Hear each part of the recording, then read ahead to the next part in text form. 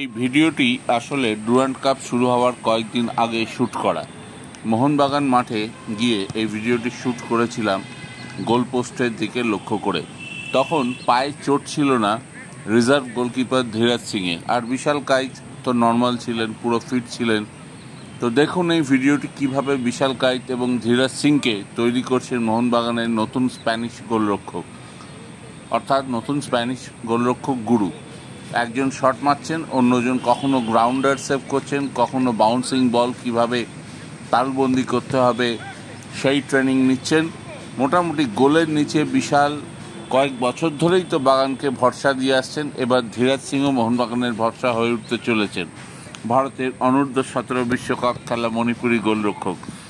ধীরাজের চোট ছিল, এখন অনেকটা সেরে উঠেছেন, তবে পূর্ণ প্র্যাকটিস শুরু করতে কিছুটা সময় আছে। আর ডুরান্ড কাপে বিশাল আবার প্রমাণ করে দিয়েছেন কেন তিনি শুধু বাগানের নয়, ভারতবর্ষের শ্রেষ্ঠ গোলকিপার। মোহনবাগানে অতীতে অনেক বিখ্যাত গোলকিপার খেলে গিয়েছেন, তরুণ বসু, প্রদ্যুৎ বর্মন, ভাস্কর গঙ্গোপাধ্যায়, সুব্রত পাল, শিলটন পাল থেকে শুরু করে অনেকে।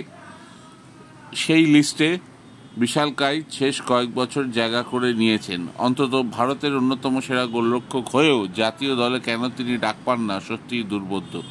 ভিডিওটি ভালো লাগে থাকলে অবশ্যই সাবস্ক্রাইব করবেন।